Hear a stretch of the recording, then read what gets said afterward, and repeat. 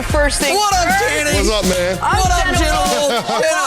How are you doing? Alongside Chris Canty, that, my friends, is the happiest human on earth this morning. Okay, there's about 400,000 Kansas Cityans feeling the exact same thing I'm feeling. What up, everybody? Can't possibly as much. We heard about it all morning long. The wait is over for you. You must be on top of the world. You must just feel tremendous. It's the, one of the top 4 greatest moments of my life.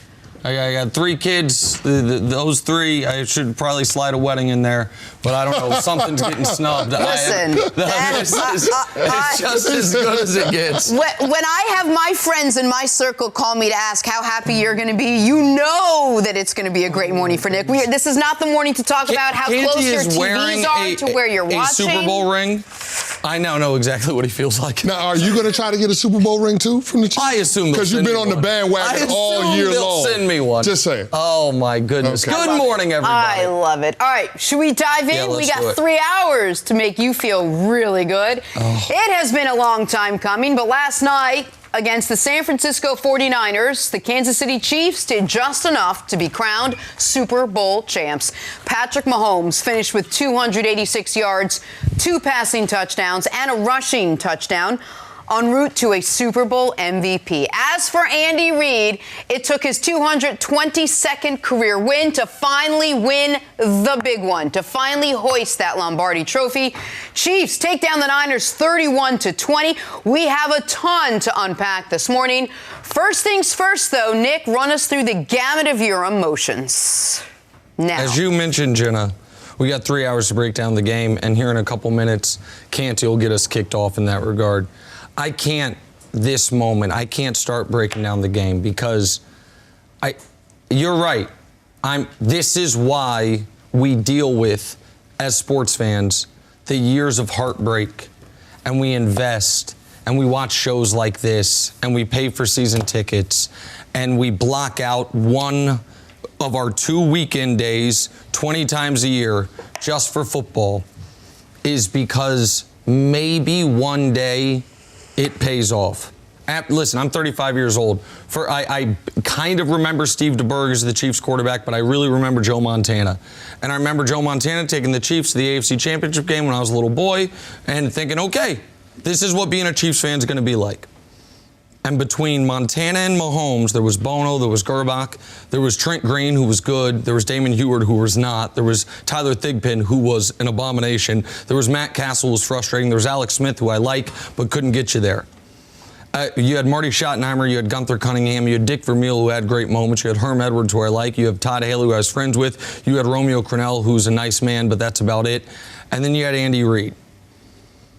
After post-Montana, you had a game at home when you were 13-3 and you lost by 3 when you missed 3 field goals, including one at the gun. You had a game in the fourth quarter when you had the lead after 13-3 and John Elway led the Broncos on a fourth quarter comeback. You had the no punt game. People know what that is. The Andrew Luck 28-point comeback game. The game against the Steelers where we scored 2 touchdowns. They scored 0 and we lost. The Marcus Mariota touchdown pass to himself game. The Dee Ford game. And now you've got the Patrick bleeping Mahomes game. Because he wasn't great until he absolutely had to be. And finally, after a Chiefs team that for 25 years had great defenses led by Derek Thomas and Neil Smith and Dale Carter, but no offenses. And great offenses led by Trent Green and Priest Holmes and Hall of Fame offensive linemen, but no defenses. Now you've got the greatest offense and the greatest quarterback in the world with a defense that has an uncanny ability to make really big plays in the most critical moments. And that, my friends, that, my fellow Kansas Cityans, is why for the first time in a half century, we're the champions of the world. And I am over the moon right now, Chris Canty. And now, Jenna, I don't know if that was any analysis whatsoever, but that's how I feel. No, just to peel back the curtain a little bit, Chris Canty walked into our morning meeting with a Super Bowl ring, having won a Super Bowl, looked at Nick and said, Congratulations. Yes. That's how you know how much this meant to Nick. All right, so Chris, can you break it down a little bit? How did the Kansas City Chiefs, in fact, win this game? Well, it's a team that didn't flinch, and we talked about how the Kansas City had double-digit deficits in each of the playoffs games that they had played coming into the Super Bowl, and they were able to overcome them. Now, typically, we see them do that with huge second quarters. They waited until the last possible opportunity to turn it on. And, Jenna, to me, what happened was Pat Mahomes being great. That dude right there, showing why he was the MVP from a year ago, showing how he's improved in terms of his football knowledge, and then being able to execute in the critical moments of the game. I mean, shaking off the interception that he threw in the third quarter and the one at the beginning of the fourth quarter, and then to lead your team on 3 consecutive touchdown drives, being able to convert that 3rd and 15 to Tyreek Hill, which was a huge play. And the biggest play of the game. The biggest play of the game. And coming into the game, I thought we would see more plays like that from Pat Mahomes because of the 49ers in their scheme, playing that zone coverage. But that front for the 49ers was relentless in getting after Pat Mahomes. And I thought they had him rattled for the first 3 quarters. But this guy took over. He had a way of being able to slow down the game in that moment and ended up leading those touchdown drives. And to me, that has to be the story today. Canny, to your point, through 52 minutes of action, it was one of the worst games Patrick Mahomes has played as a pro. Yeah. Team had 10 points. Easily the worst playoff game. Without question, the worst playoff by an enormous margin, the worst playoff game. And if we were to line up all 36 games he had played, it would have been, with 8 minutes left, around 35th, maybe 34th. The Colts game comes to mind from earlier this year, but he was injured in that game. Mm-hmm. There was the Bronco game where he threw the left-handed pass last year, but he threw the left-handed pass and let him on a comeback. It's not only that he wasn't hitting any big shots. The passes he was completing, it felt like were a little off target. Guys who would have had room to run weren't getting there. The first interception he threw was a mistake he never makes. Yeah. Just didn't see a guy. And the second interception, I know people say Canny was off Tyreek's hands, but that was a bad throw by Patrick Mahomes. It was behind him, and he had an in-breaking route. You can't do that. You miss over the middle of the field, bad things can happen. But he was able to shake that off. He didn't let that to take away from his confidence, and he had the ability to be able to make the throws when he had to. That throw that he made to Sammy Watkins was a dime when he beat Richard Sherman in one-on-one coverage. But to me, the story about that is that pass rush from the 49ers losing a little bit of steam late in that game. You could tell they looked a little bit aghast, and then Kansas City threw in the wrinkle of going with the no-huddle offense. And when you get completions and you're able to move the chains going no-huddle, you don't allow the defense to substitute. Most importantly, you don't allow the 49ers to get fresh pass rushers in there, and Pat Mahomes took advantage of that. So I think it's something to be said for a team that's this resilient, that didn't play well the first 3 quarters of the game and then found a way at the end to win.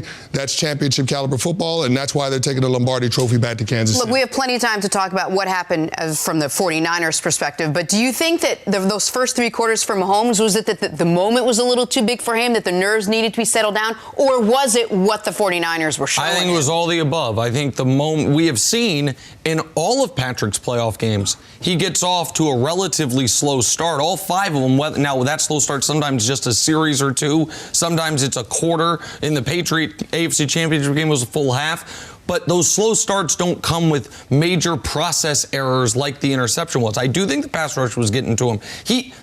Nicky Bosa had that strip sack that I was worried about all week. The Chiefs were just fortunate enough to fall on it. But for the Chiefs, the story of this postseason is, after being down 24-0 in round 2, their first playoff game, after being 10-0 to Tennessee, 20-10 to San Francisco with 8 minutes left, they finished those 3 games on combined 107 to 14 runs. Wow. Finished their first playoff game 51-7, second playoff game 35-7, and the bleeping Super Bowl with 7 minutes left, 21-zip. That is how they did it, and the reason those players believed they could do it was because of number 15, and they delivered the ultimate football glory to their beloved head coach, Andy Reid. Yep, for the Chiefs, 3 double-digit comeback wins this postseason en route to Super Bowl 54. En route to 3 double-digit wins. Kansas City's first Super Bowl in 50 years. Here is Niners head coach Kyle Shanahan after a very disappointing loss. tough loss. It hurts everybody in our room, losing a Super Bowl. We had an opportunity to win that, and we came up short. They had 3 timeouts. It was 10-10. The last thing we were going to do was allow them to get the ball with 3 timeouts, especially with their quarterback and offensive speed. To go in there and score before half felt real good. 10-10, especially with us starting with the ball. Thought it played out all right. Thought we should have got points, but they ended up calling that PI on Kittle, so it took it away. Chris Canty, can you place this blame on Kyle Shanahan? I know a lot of people will want to blame Kyle Shanahan, especially after the collapse that he had in Super Bowl 51 as the play caller for the Atlanta Falcons, and the Patriots go on to make the biggest Super Bowl comeback in the history of the Super Bowl era. But in looking at this game, you could clearly see that Kyle Shanahan didn't trust Jimmy Garoppolo. That drive right before halftime, there was an opportunity for him to use 1 of 3 timeouts, not to let Kansas City run time off of the clock when they were getting ready to punt. He elects not to do it. You could see John Lynch in the booth upstairs trying to signal timeout, and the fact that he didn't get it done, I think that just shows that Kyle Shanahan had no visions of his quarterback trying to lead a scoring drive before the half. Even when they got the ball, he decided that he was going to run it. Now, they did have an opportunity for a chunk play, the throw to George Kittle, but they ended up getting called for OPI because he extended with his arm. And that even only happened because the Chiefs used a timeout. That happened because the Chiefs used a timeout. They were going to just run the clock down and take it into halftime if the Chiefs don't use a timeout. 100%. But I think in that moment you saw that Kyle Shanahan clearly doesn't trust Jimmy Garoppolo, and I think he's justified just based on the last drive that they had an opportunity to actually get back in the game. You're down 4, you get the ball back with 2:44. You end up getting the ball at midfield with 1:49 left. And then you have a sequence of plays. He throws an incompletion to Deebo Samuel. He has the one that's blocked down at the line of scrimmage by Chris Jones. Then he gets pressured on a blitz from Steve Spagnuolo in that Chiefs defense, throws it up to Emmanuel Sanders. And to me, that was the game. That was the throw that we are waiting to see if Jimmy Garoppolo could make under duress in the big moment. He's got him. And he's got him wide open. He's got to step on those defenders, and he misses that throw. And then the next play, he takes a sack. It was a 4th down, which is inexcusable. And then you have a turnover on downs, and then Kansas City ends up scoring while they're trying to run out the clock. But to me, that was the moment that we were waiting on. That was the reason why Nick and I have been skeptical of the 49ers all season long. We didn't know that in the biggest moments whether or not Jimmy Garoppolo could deliver. And the whole story the entire week leading up to the Super Bowl was Jimmy Garoppolo is underrated as a quarterback. He's shown that he can come from behind. He got the highest QBR. They just didn't need He's got the highest QBR in the 4th quarter when trailing. All of that stuff, it's all nonsense. We knew it was all eyewash. We knew it was all irrelevant because at the biggest stage the game has to offer, he could not deliver. And so to your point, Canty, is Kyle Shanahan to blame for the Niners Super Bowl loss? Jimmy Garoppolo is more to blame. Right? So, and just like the Falcons game, you can say, well, if this player picks up a block, if Matt Ryan doesn't fumble the ball, if there's these different things where players could have pulled Kyle Shanahan out of the fire, they didn't. I understand that. So he's not fully to blame. But there are 2 moments in this game that Kyle Shanahan failed his team. One you talked about. The end of the first half was a coaching travesty because the message it sends to every unit on your team is I don't trust you. It's not just the quarterback. If you call timeout with 1:40 left in the first half, you'll have 2 timeouts with the ball. If you just don't trust your quarterback, you can run the football. You have 2 timeouts, 1:40, might be able to get in field goal range. Probably not going to go the length of the field running the ball, but you can run the ball. And if the answer is, well, I don't want to run it because we might then have to punt the ball back to Kansas City, well, now the signal you're saying is, in addition to not trusting the quarterback, because I'm not calling timeout to let them throw it, not trusting the running game to pick up the yards because I'm not calling timeout to let them run it, I also don't trust my defense to hold up if we do have to punt with 1 minute left, with Kansas City having a timeout or 2 in their pocket to stop them. That was indefensible. And I'm glad we got the John Lynch video because now the Niners can't run from it. That was coaching malpractice.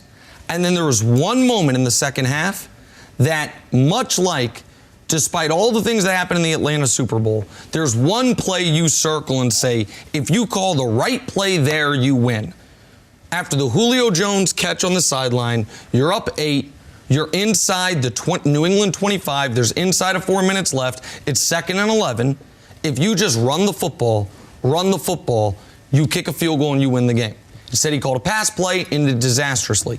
For the Niners in this game, it was after the Tyreek Hill 44-yard play when the Chiefs cut it to 20-17. In that situation, it is 2nd and 5. The Niners are up 3. They have just gotten 5 yards on first down. There's around 5 minutes left. And he calls a Jimmy Garoppolo pass play. And this happens, which then leads to a Jimmy Garoppolo pass play the next down, which also goes incomplete. As someone who was rooting incredibly hard for the Chiefs, I was begging, call a pass play. Don't continue to run it. You had just gotten 5 yards on first down. You have the lead in the fourth quarter. And now what Kyle Shanahan has to own is this. In Super Bowl history, there's only been one comeback of greater than 10 points. He was the offensive coordinator for it. There's been now 4 comebacks of exactly 10 points. He was the head coach for one of them. So the single biggest Super Bowl collapse and the next biggest Super Bowl collapse, he was the play caller for both of them. Kenny, let me ask you a question. Is there anything to the fact that Kyle Shanahan was just crushed for being too aggressive in that Super Bowl when he lost to the Patriots? Way too aggressive instead of holding on to that lead. That he listened to so much of that leading up to this that maybe he flipped the page a little bit and was almost too conservative, at least at the end of the first half, saying, I'm not going to do what I did that time. I just want to hold on, go into halftime tied at 10. Yeah, well, you have to go out there and win the Super Bowl. You can't try to avoid losing the Super Bowl. So to me, that give-up drive at the end of the first half was one of those things that you look at it and you say that was a wasted possession. And I don't know that you can afford to waste possessions in the biggest game because there is no game next week. This is it. It's all over with. So, I mean, if you have confidence in your team, more importantly, if you have confidence in your quarterback, I think you're a little bit more aggressive. But to your point, maybe Kyle Shanahan overcorrected the driver just a little bit. Maybe he has that in the back of his mind and he says, you know what, I want to be a little more conservative because I was criticized for being too aggressive in Super Bowl 51. But then in the fourth quarter, he made the exact same mistakes he made in Super Bowl 51. They ran 13 plays in the second half with the lead. They passed on 9 of them. You have 2nd and 5 with the lead. You are 6 first downs away. That's the math. 6 first downs away from being able to take knees. Probably not going to get 6 first downs. But you get a touchdown, the game's over anyway. You get a field goal with if you take time off the clock. Chiefs then have to drive the field. You cannot call a pass play on 2nd and 5 when you've just run for 5 yards with Jimmy Garoppolo as your quarterback. You can't do it because those are the things that happens. Like, these are the singular moments. And you do wonder a bit, that monkey is now off Andy Reid's back, right? The best offensive mind in football, but can't get it done in a big game. I wonder who can take that title. The best offensive mind in football, but game management stuff into games, neck gets a little tight. The collar gets a little tight. It's what it felt like to me yesterday, and I wonder what John Lynch is thinking this weekend or this morning.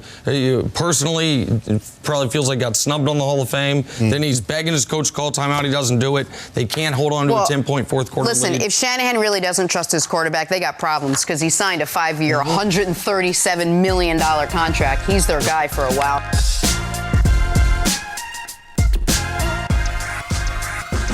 All right, well, with the Chiefs' victory comes a 49ers loss. The question going into the game was whether Jimmy Garoppolo could carry San Francisco to a win.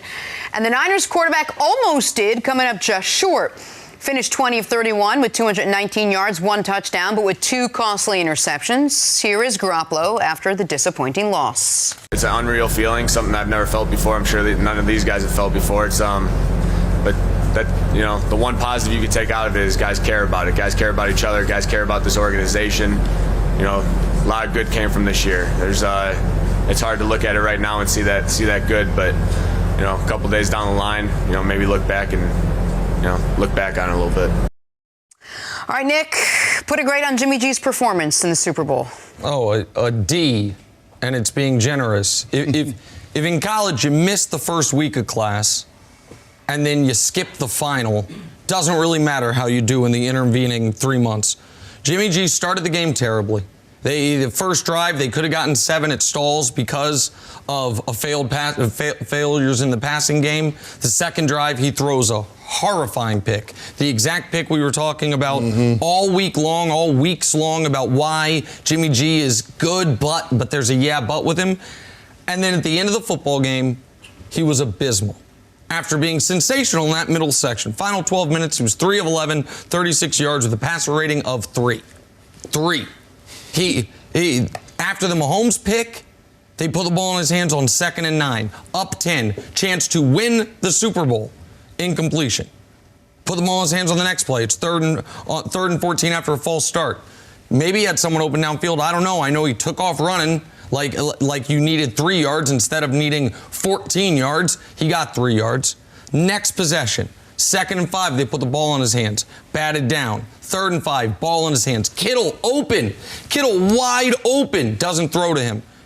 Now the Chiefs have the ball. Now the Chiefs have the lead. Okay, Jimmy.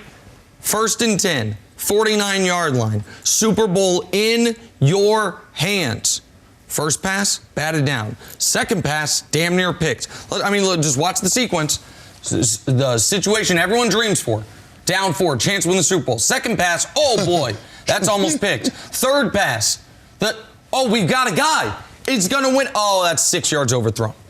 And 4th down, just go ahead and take the sack. And then that insult to injury when the Niners had, a 2% chance. Mm-hmm. Okay, get the ball, kick a quick field goal, onside kick, something like that. He throws a pick to end the game. It was exactly, Canty, what you were worried about would happen. If the game is in Jimmy Garoppolo's hands, what does he do? So no, he was bad. He was great in the middle, but he was bad in the beginning, and he was unspeakably bad late. Yeah, I'm right there with you. I give him a D on his performance, and the only reason it's not an F is because his team had a double-digit lead in the 4th quarter. Yeah, he had a 13-15 stretch when he was playing well. But he had 2 opportunities, to your point, Nick. I mean, your defense gets a turnover for you, and you can't do anything with that drive. And then after the Kansas City Chiefs have their first scoring drive in the 4th quarter, your team goes 3 and out.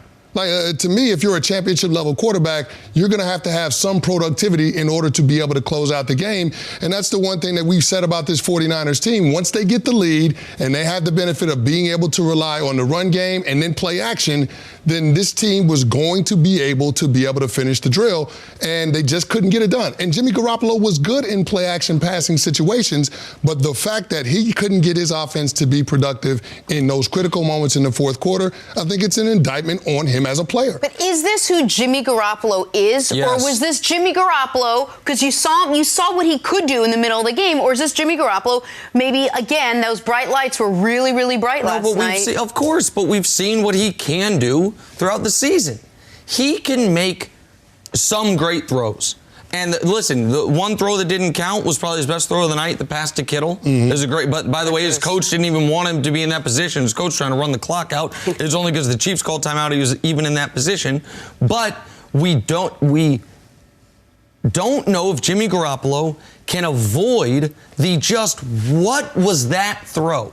And I know what happened early, but that interception early was huge. The Chiefs defense was not playing great. And he knew it, too. You saw it on Garoppolo's face. It was terrible. His eyes were closed, literally. That was the chuck and duck right there. When Chris Jones hit him, he just threw the ball up, and Brashad Breeland made the play. And could have gone 6. If Breeland has a little more spatial awareness, this could have been a pick 6 the other way. But so I understand at one point it looked like Jimmy Garoppolo was going to be the Super Bowl MVP. He was, I think, 18 of 21 at one point. He had gone 13 of 15. But then what were show the 2 quarterbacks' final 12 minutes. After Mahomes was having maybe the worst game of his career and Garoppolo was having maybe the best. Okay. The guy on the right is a super-duper star legend. The guy on the left is a guy who his own coach is like, minute 40 into the first half. Nah. Don't know if I want to put the ball in his hands. That's who he is. And Niner fans, with respect, it's who we were telling you he was all week. And you were throwing all these stupid numbers at me. But when down 7, he's the best quarterback in football. The drive after he throws a pick, he's better than anyone. And God knows he had a bunch of those opportunities this year after he threw a pick. Nonsense. You know guys who have it and don't. And right now, maybe he will one day. Right now, Jimmy Garoppolo don't have that stuff. No, he doesn't. And we said that he was that quarterback. You can win with him, but every other area of your team has to be above average to excellent. And that's what the 49ers had. And I think that's why they had a lead, because they were relying on their defense and their offense to be a complement. But I said it leading up to the big game. At some point, your quarterback is going to have to make a throw. Yep. And Jimmy Garoppolo could not make a throw. When he didn't have the benefit of being able to use play action to manipulate the defense, He struggled as a quarterback. And we saw it when he was under duress, when he was pressured, he was 1 of 9, and he had 2 interceptions. That's the part of it that tells the story about who he is as a quarterback. We saw Mahomes under duress, and yes, he made some mistakes, but he also had some moments of greatness, and none bigger than the opportunity to have the ball down 3 and to lead your team on a scoring drive. 1st and 10 at midfield, all your timeouts, 2 minutes to go be a legend. And he had a pass batted down. He almost threw a pick. He overthrew a touchdown. He took a sack. See, listen, man, that's how sports work. It's just maybe he shouldn't have been in that position. Some better play calling early. He had a chance to go be a legend. Instead, he let the actual legend on the field take his place. And for 49ers fans waking up this morning, this is their guy for a while. Moving on to the Kansas City Chiefs now. For the 3rd straight game, Patrick Mahomes had to play hero. That is because for the 3rd straight game, Chiefs had to mount a comeback. Last night, the reigning MVP and now Super Bowl MVP Mahomes rallied KC from a 10-point fourth-quarter deficit, rattling off 21 unanswered points. The Chiefs hoist their first Lombardi Trophy in 50 years. Here is number 15 after another comeback win. Obviously, I've had a good start to my career. I mean, I've been blessed to be in a great organization with a lot of great players around me, making my job a lot easier. But I know it's going to take a long time of consistency if I want to be where I want to be at in the end. And I'm lucky enough that I just have a lot of great people around me that I have a chance to go out there every single year and compete. Nick, he's right. He's lucky. He got placed into a great system with a great coach, with great weapons, and an entire sort of team around him built towards his strengths. That being said, he's fantastic. Yeah. What is Mahomes' ability to rally the Chiefs say about him, not just on the field, but getting those guys in the right mindset off of it as well? Listen, Chris Canty, he is already one of the greatest clutch performers in NFL history. Already. We look at Tom Brady's legendary comebacks. Of active quarterbacks, only Brady has him trumped in double-digit playoff comebacks. He's played for 2 years. 2 years he's done it. He's already top 5 all time in double-digit playoff comebacks. He's played 5 career playoff games, okay? The first one, they crushed Indy. You know what I mean? The game was never in doubt. The second one, they're down 14-0 at the half. They're down 10 points against New England entering the fourth quarter. They took the lead in that fourth quarter. Defense gave it up. They took the lead again. Defense gave it up. He drove them down for a field goal in the final 30 seconds and then doesn't take the field in overtime because of a coin flip. His 3rd playoff game, they're down 24-0. He enters with a 51-7 run. His 4th playoff game, they're down 10-0. He enters with a 35-7 run. And his 5th playoff game, the Super Bowl, they're down 20-10 with 8 minutes left. He is having the worst game of his career, and he answers with a 21-0 run. Kenny, he's, at this point, a Frankenstein's monster quarterback. He's got Rodgers' arm. He's got Elway's toughness and escapability with Brady's clutch gene. Check, check, check. The best arm I've ever seen, the best sense of the moment I've ever seen in toughness, and the most clutch player I've ever seen. He's all 3 of those guys rolled into one. That's how you become a legend after 36 career games. Yeah, this performance that he had in the fourth quarter shows me that he's the best quarterback in the National Football League, and he's arguably the best player in the National Football League. I mean, to have 3 double-digit comeback victories in 3 consecutive postseasons. We've never seen, 3 consecutive postseason games. We've never seen that before in the NFL. So the fact that he's capable of being able to do that, I think that speaks to his competitive greatness. John Wooden, in my opinion, the greatest coach that's ever lived, had that pyramid of success, and at the top of it was competitive greatness, being at your best when your best was required. The Chiefs waited till the absolute last moment that they possibly could to mount a comeback, and then that guy out there, Pat Mahomes, he went out there and did it. And his teammates believe he could do it because they've seen him do it before. Confidence comes from demonstrated performance. This guy has done it routinely. They've shown that they have the ability to put up big quarters. I mean, they've had 8 quarters this year where they've had 17 points or more. The next closest team is the Dallas Cowboys with 5. Wow. And in 2 of those instances came in the playoffs. So, I mean, that just shows how good Pat Mahomes is and how explosive this offense can be, and which is why Nick and I felt really good about the Kansas City Chiefs coming into this season because their offense gave them multiple pathways to be able to win, but it all starts and ends with Pat Mahomes playing great, and he played great yesterday in the fourth quarter. Nick, he's 24 years old. He doesn't turn 25 till September. The fact that you could rattle off everything you just did at 24 years of age, to have that poise, that confidence, and then clearly that skill set is remarkable. There's two players prior to Mahomes in American team sports history that his experience in the pros and his age have a resume comparable. One is Jim Brown. Jim Brown, his first 2 years in the NFL, was instantly the best player in the NFL. MVP, made it to a championship game. They didn't win it, but he's a running back. Can't really blame him. His team didn't win it. The other is Lou Alcindor turned Kareem Abdul-Jabbar. The moment he walked in the league, he was top 3 player in the league. By year 2, he was the best player in the league. He won a Finals MVP and an MVP and a championship in his first 2 years. Now it's Patrick Mahomes. Year 1, he quarterbacks one of the 5 top-scoring offenses in the history of football and has one of the 5 single greatest seasons from a quarterback position in the history of football. Year 2, as a starter, he executes in his first playoff game the 4th greatest comeback in playoff history. He executes in his 3rd playoff game, the Super Bowl, the 2nd greatest comeback in Super Bowl history, and he now has more touchdowns in a single postseason than any player ever, with 12. That's what he's done. He's played 36 games. I'm not saying he's the greatest of all time. What I'm saying is, if someone were going to become that, their career would start something awful like this. Well, I'll tell you what, he's about to be the richest of all time. I mean, Clark Hunt was talking about how they want to get that deal done in the next 12 to 15 months. I have a hard time seeing Pat Mahomes not being paid what he's worth before his 25th birthday. At the beginning of the game last night, they celebrated the top 100 players, all in the red jersey, the greatest players in NFL history. And right before you tweeted, I said, I bet you could see Patrick Mahomes out there. You tweeted it 5 seconds later. It was a shame that Mahomes was playing. He couldn't be couldn't be out there with those other ones. Said the same thing. It's better. What do you think he says? 5 years, $200 million, fully guaranteed. Sign it. Sign up for it right now. Right.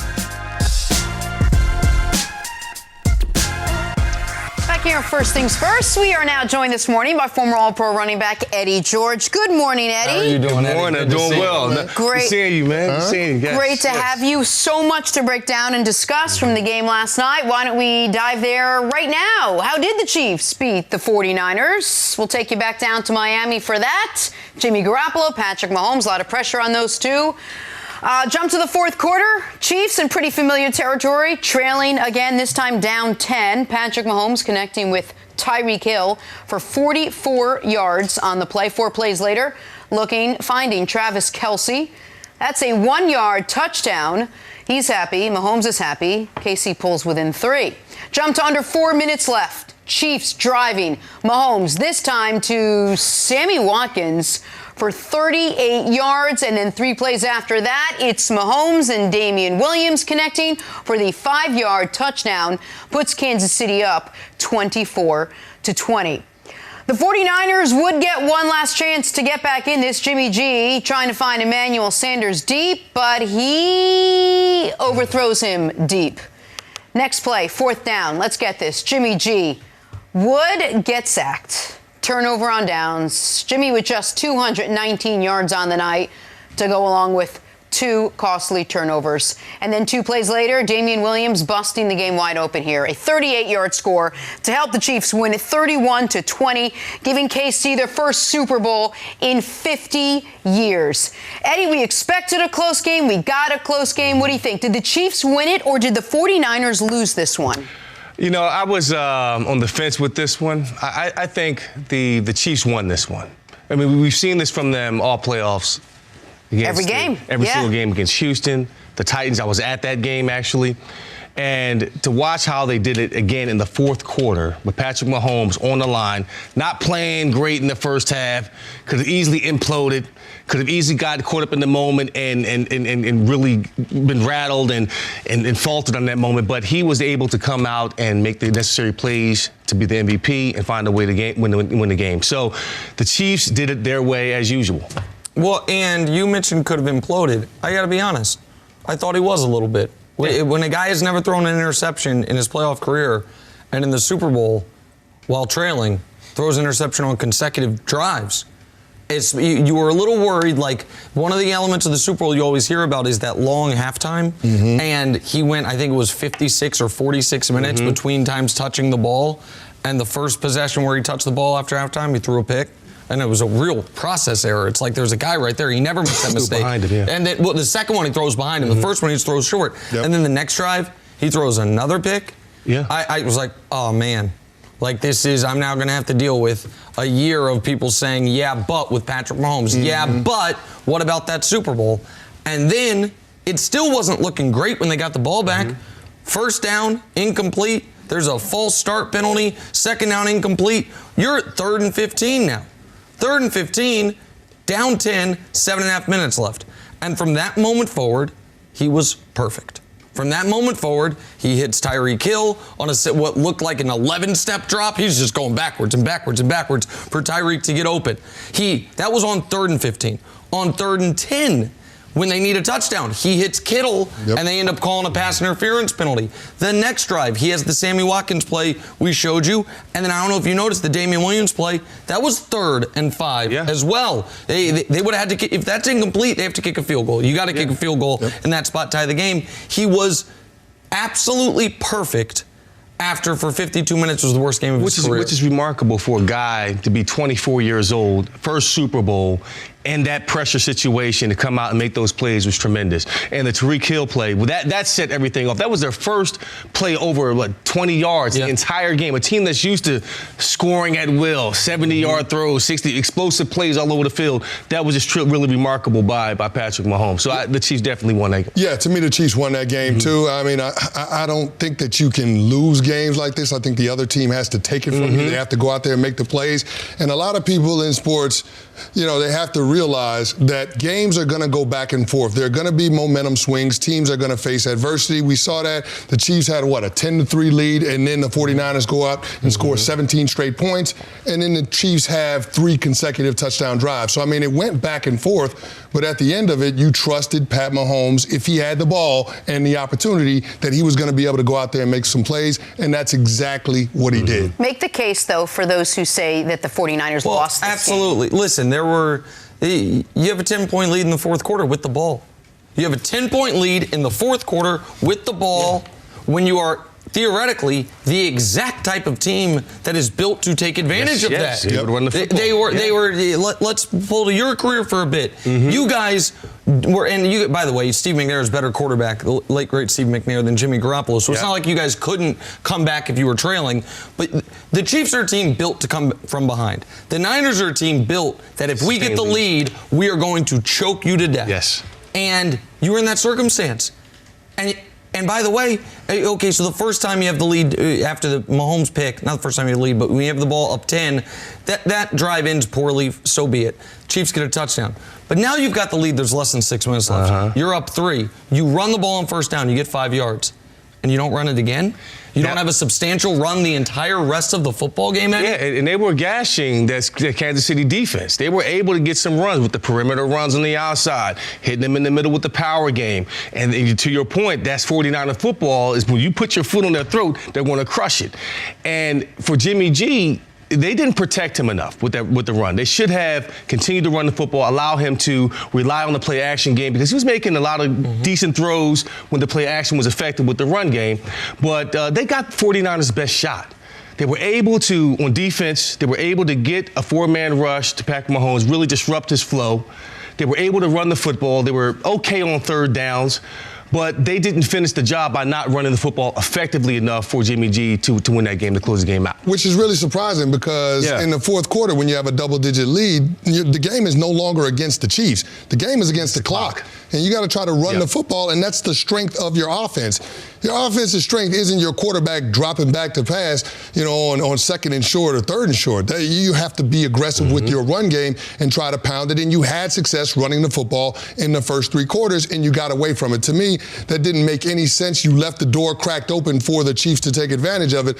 But I still say that the 49ers had opportunities, and the Chiefs stepped up when they needed to, both sides of the ball, not just offensively, but defensively, being able to get stops when they needed to. So you got to give credit where credit is due. I believe that the Chiefs took that game from the 49ers. So quickly then, would you put this on Kyle Shanahan? Was he the one that listen, Kyle Shanahan at the end of the first half, it's a travesty. Yeah. You can't make, you are showing a lack of faith in every unit on your team.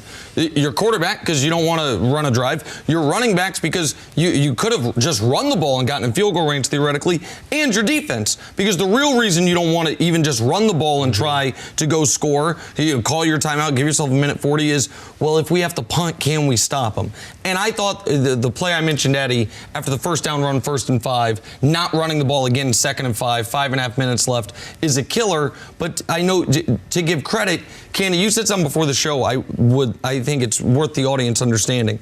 You loved the Steve Spagnuolo blitz call on 3rd and 10 because it was, you said, what'd you say before the show? Somebody's band is going to play. If you're going to blitz, you're either going to get home or they're going to score. It's going to be a big play, and they'll probably lead to them scoring quicker, which means you would get the ball back with over a minute left with the MVP. With almost 2 minutes left, with down former 3. MVP Pat Mahomes. So to me, it just made sense on 3rd and 10 and 4th and 10 to send the blitz, get after him, see if you can get home, and it paid off for him because they forced that incompletion on the one where Emmanuel Sanders was wide open, and then you get a sack to force the turnover on down. So to me, that was brilliant play calling by Steve Spagnuolo. Probably doesn't get enough credit, but you held the 49ers to 20 points. Right. I mean, that's their lowest output during this postseason. So I looked at it from the standpoint that Kansas City, both the coaching and the players executing, made the necessary calls, made the necessary plays in order to win that game and take it from the 49ers. That's why I can't say that the 49ers lost this more than the Chiefs won. What do you think, Nick? Is this the beginning of a dynasty for the Chiefs? It's absolutely how a dynasty would start. You get close the year before, you show all the makings of a champion, have a little bad luck go against you. You use that experience to overcome massive odds against you in each of your 3 playoff victories. And by the way, enormous adversity during the season.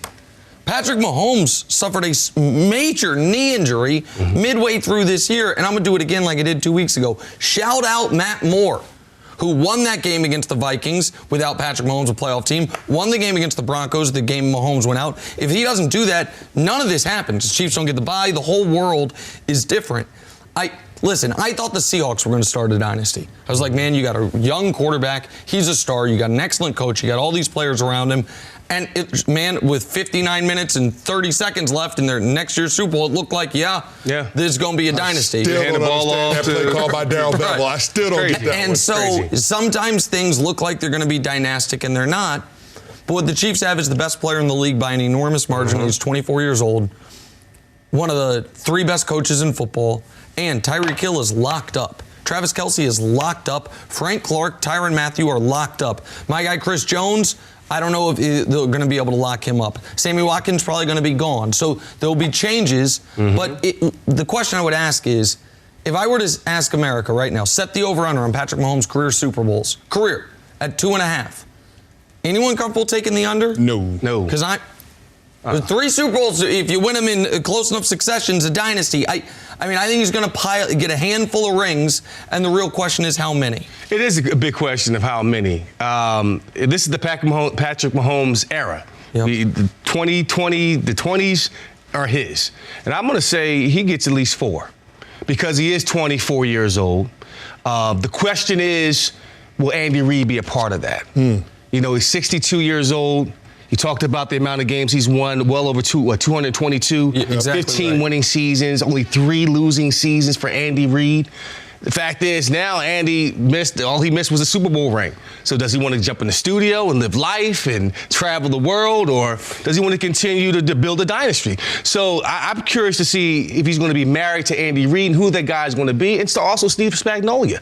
That defense they won when they had to. Wasn't dynamic in terms of statistically speaking, making great stops here and there, but they won when they had to. So a lot of factors go into a dynasty, but it all starts with Patrick Mahomes. But I'm going to say Andy Reid goes with the ride, and he wins at least 3. Yeah, if you got a good coach and a good quarterback in this league, you're going to have a chance to overcome some roster deficiencies. So, even though they're going to have to go out and pay Pat Mahomes over $35 million a year, I mean, with a new contract extension, I think that the money is worth it because he makes everybody else around him better. Yep. And your coach's job is a lot easier. I think for the first time in his career, Andy Reid has a quarterback where he can use the entire playbook that he has. The entire arsenal is available just because of the physical talent. Which makes it easier for Andy Reid. Along with the football IQ of your quarterback. So to me, yeah, this is an opportunity. The window is wide open for the Kansas City Chiefs, and I just have a hard time seeing Andy Reid walking away anytime soon just based on how special Pat Mahomes is. I mean, look at Bill Belichick. Exactly. When he won 3 Super Bowls in Tom Brady's first 4 years as a starter, I'm sure he wasn't saying to himself, okay, now is the right time for me to walk away in my coaching career. He didn't think it was the right time to walk away when he won 3 Super Bowls in Tom Brady's last 5 years as a starter. But that's what I'm saying. He goes on, he's 15 plus years in New England. So I could see Andy Reid deciding to stick around for the long haul with Pat Mahomes. And they have a relatively young team. He loves the group of guys that he has to work with. He said so much in the post-game press conference. So I just feel like they have an opportunity to keep this pushing. And if they can figure this salary cap out, look at the core they have. Tyreek Hill, Mahomes is 24. Tyreek Hill, Chris Jones are 25. Frank Clark is 20. There's so much. There's 6. There's so much optimism on this team. It's a young team. If they could keep that core together somehow, they could in fact be a dynasty. And again, the Tyreek Hill, Travis Kelce, Frank Clark, Tyrann Mathieu, and Patrick Mahomes are 1,000% on the team next year. They're all locked up. No matter the contract they get, they're not moving on from any of those guys. Chris Jones is a question mark. Sammy Watkins could be a cap casualty, and he said he might take a year off. He's like, I might take a year off from football. To your guys' point about Andy Reid, it was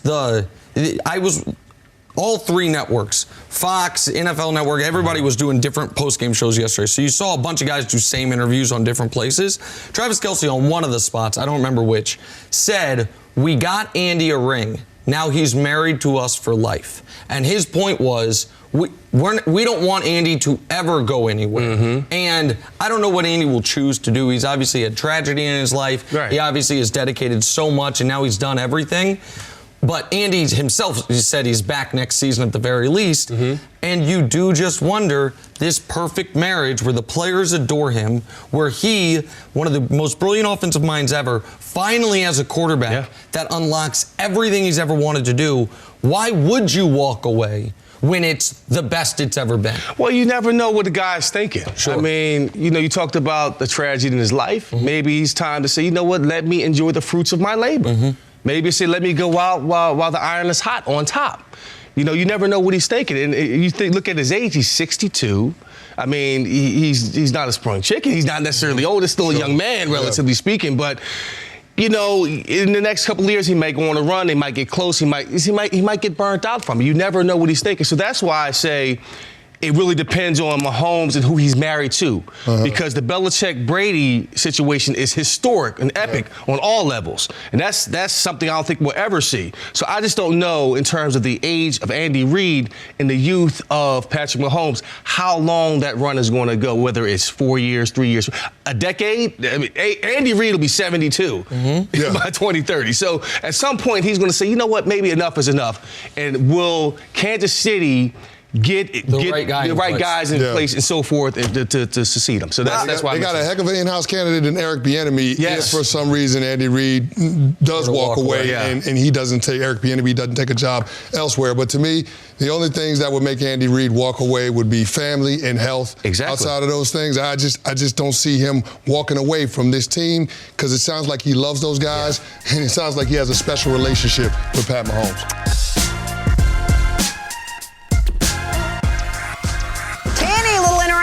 Let's do it, Jenna. 24-year-old Patrick Bleepin' Mahomes. There you go, Jenna. I've been waiting for you to say that all year. Took home Super Bowl MVP honors last night. Finished with 286 pass yards, 3 total touchdowns. He did have 2 interceptions, though. Chris Candy, you in or out on Mahomes deserving to win Super Bowl MVP? Jenna, I'm out, and even though Pat Mahomes was spectacular in the fourth quarter, I mean, the first 3 quarters was probably the worst I'd seen him play all year. It was touch and go for a moment there at the beginning of the fourth quarter.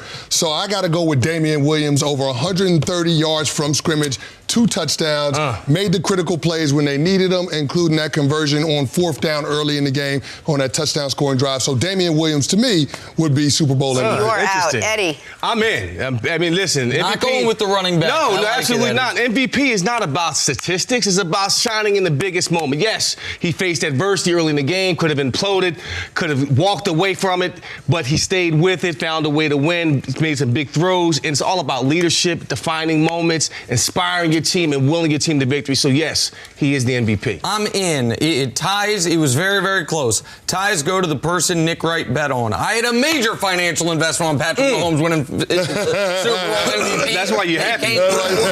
And here's the other thing.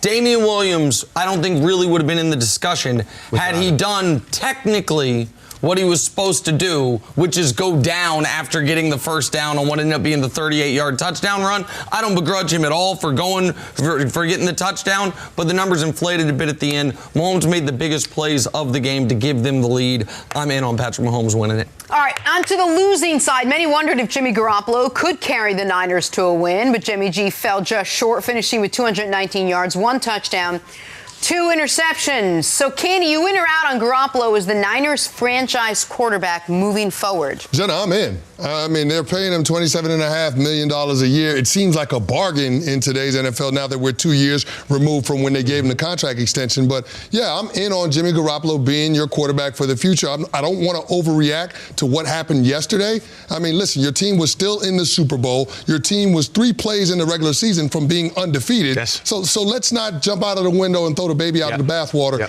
with Jimmy G. I still think he's good enough to win with.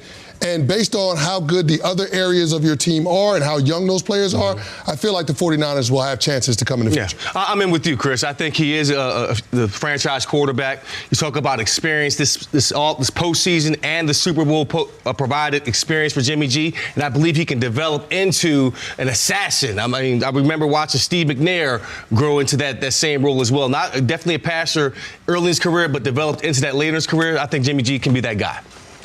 I know the surprise the audience. I'm in. Listen, Jimmy Garoppolo has the talent and the upside of a big-time quarterback. He just makes once or twice a game a play where you're like, what was that? But then you remind yourself he has started less than 30 career games. Patrick Mahomes started more games than Jimmy Garoppolo. So do I think he's a star quarterback? No. Do I think he's a top 5 quarterback? No. But franchise quarterback, I think he's like the 12th best quarterback in football. I put him right neck and neck with Kirk Cousins. So yeah, that's a franchise quarterback to me. If you have the right pieces around you, you can be good enough to be up 10 points in the Super Bowl before you blow it. So yeah, I'm in. All right, moving on for the first time in 4 years. Little needle at the end there, Jimmy G. Yeah, it was. For the first time in 4 years, the Super Bowl did not include one Tom Brady. He will spend his offseason deciding his future, with recent reports saying the Patriots are willing to offer Tom Brady over $30 million to stay in New England.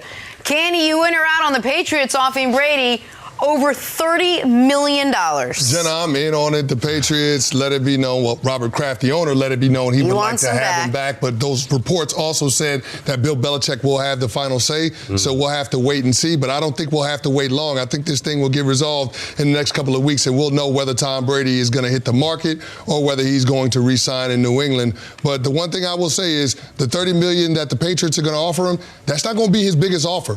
There's going to be another team that's willing to go out there and pay him more money. Yeah. The only question would be, would Tom Brady want to go to those other organizations? I would say doubtful, which is why I think he'll be back in New England.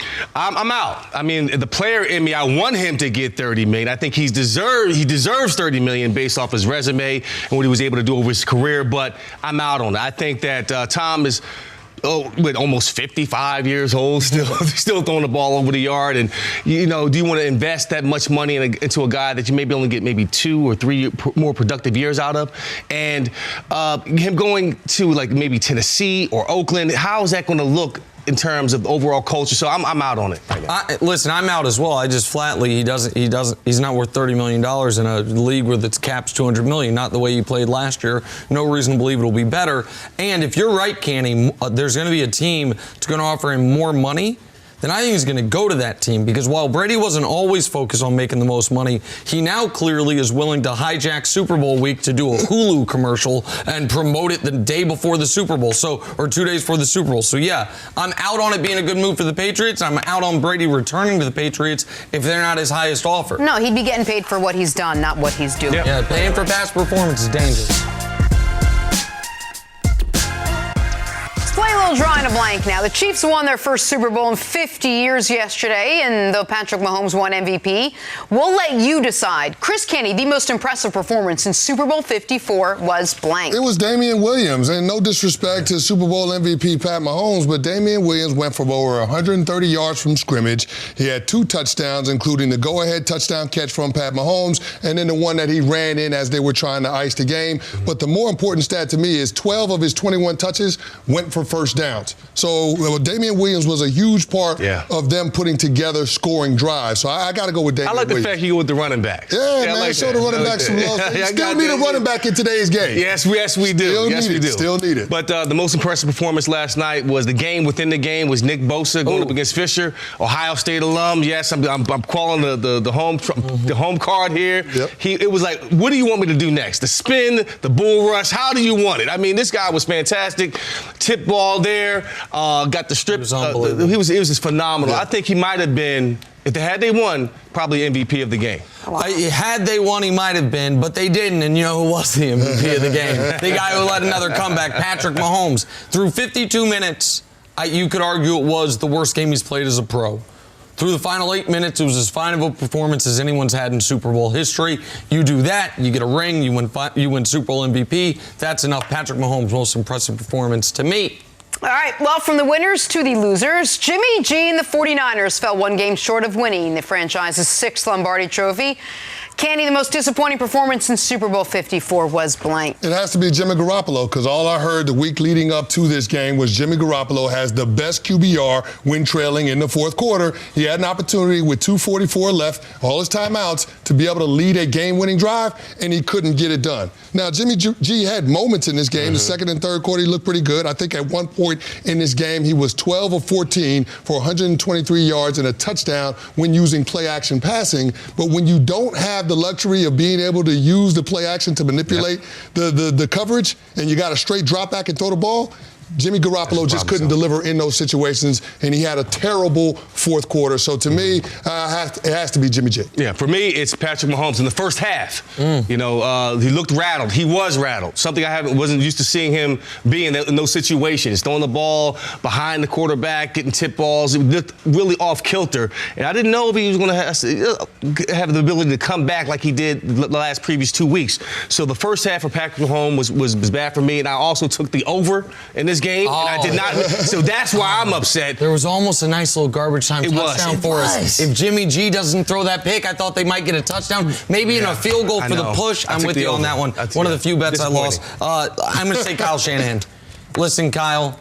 Single biggest blown lead in Super Bowl history. You got your fingerprints all over that one. Tied for the second biggest blown lead in Super Bowl history. You the head coach for that one. The end of the first half, combined with up 3, 5.5 minutes left, 2nd and 5. You threw the ball twice? Really? That's what after you make it clear you don't trust your quarterback at the end of the first half, you then trust him too much late in the game. We're in 13 second half plays with the lead. You threw 9 of them? With Jimmy Garoppolo as your quarterback? It's not all on Kyle, but it ain't great, pal. Kyle Shanahan, you were the most disappointing performance for me. But really, I wasn't disappointed at all. I was thrilled with all your decisions, Kyle. Kick field goals on 4th and 2. Don't try to score before the half. I love it, Kyle. All right. Well, with the Chiefs winning Super Bowl 54 and KC already favorites to win next year's Super Bowl as well, you could say they've got a target on their back. Chris Canty, the biggest threat to the Chiefs repeating is blank. I'm going with the guy that won the MVP this year in Lamar Jackson. The Baltimore Ravens, they had the most wins in the regular season this year, even though they were one and done in the playoffs. I do believe the Ravens will get over that hump. Lamar Jackson will actually win a playoff game. I thought about throwing Deshaun Watson in there, but then I realized Bill O'Brien is still his head coach and now officially the general manager. So I'll say the Baltimore Ravens. Man, when y'all going to respect the Titans, man? I mean, really. I mean, I'm going to say the biggest threat to Tennessee Titans, the team that they faced and in Kansas City. They have all the elements. Derrick Henry's going to sign a huge deal this year, hopefully speaking. They have to sign him. They're going to shore up the offensive line, get some more complementary parts offensively, get a defensive end, hopefully a cornerback in free agency. But I think John Robinson and Mike Vrabel are a perfect marriage to get this team on the right track to have a big 2020. Just real quick before I answer, obviously I know this, but we have some very young viewers on the show. What team did you play for? I played for the Houston Oilers at first, then the Tennessee Titans. Oh, okay, the Tennessee Titans. I was just making sure. I had forgotten for a moment. I think the biggest threat's the team they just played, the 49ers. If Jimmy G takes half a step forward, that's the best team in the NFC next year. The defense is young, all under contract. You've got to Kyle Shanahan, despite the late game issues, his ability to scheme guys open second to none. They have a great offensive line. As you said earlier, Canty, 3 plays away from being undefeated in the regular season. I think it could be a Cowboys-Bills type of situation. Run the Super Bowl back again next year. And you know what happened in those Super Bowls. Wow. Same team kept winning them. So, yeah, I say the 49ers are the biggest threat right now. All right, well, with the hard part out of the way. Nobody said the Patriots. How the 2020s are going to be glorious. Don't even think about the Patriots. Forget the Patriots. Ain't no threat, New England. Sorry, Jenna. Rare form this morning. Rare form. The Chiefs can now focus on the most important aspect of winning a Lombardi Trophy, and that is the Super Bowl parade, which will be held Wednesday in downtown Kansas City. So, Kenny, the Chief you are most excited to watch at the parade, for whatever reason, is blank. Jenna, for me, this is Travis Kelce, and I love the Beastie Boys reference in the post-game press conference, meaning that he had to fight for his right to Lombardi. I love that. I think Travis Kelce will be in rare form when they have this parade in Kansas City on Tuesday. I'm with you on that. Travis Kelce is going to be in rare form, feeling good about life, smoking black and mild, drinking champagne with some Hennessy, with his shirt off, with the Chiefs on his chest. Yeah, that's Kelce's brother. There you go. Oh, so you Jason know, Kelce. yes. So you know he's going to come back the full on parade day. Absolutely. Can't wait to watch it. Travis Kelce's a great answer. I'm going to go to the other side of the ball. Frank Clark. Man, Frank Clark been calling people out, been setting bulletin board material. He had an unbelievable quote after the AFC Championship game. They're like, what does it mean to win this for Clark Hunt? And Clark Hunt's the owner of the team. He said, I'm going to be totally honest.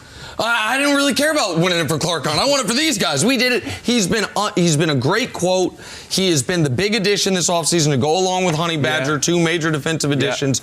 I think he will be spectacular at a parade that Hey, Mayor Lucas, my good friend Quentin, who I grew up with, one of my best friends, who's now the youngest elected mayor of any major city in America. You're going to be at the parade. I might have to move some things around, but if you get me on one of them floats, I might take my daughter out of school and go be on that parade with you. That's a great deal. It's a once-in-a-lifetime experience. When is it, Wednesday morning? It's Wednesday at 11:30 Central Time, parade and rally. The whole thing. Fine, I'll go with you. Don't ask me twice, though. It's getting embarrassing. Thank you for listening to the First Things First podcast. Remember, leave us a review and tell us what you think. Subscribe to the podcast on Apple Podcasts and catch us on FS1 Monday through Friday, 6:30 a.m. Eastern.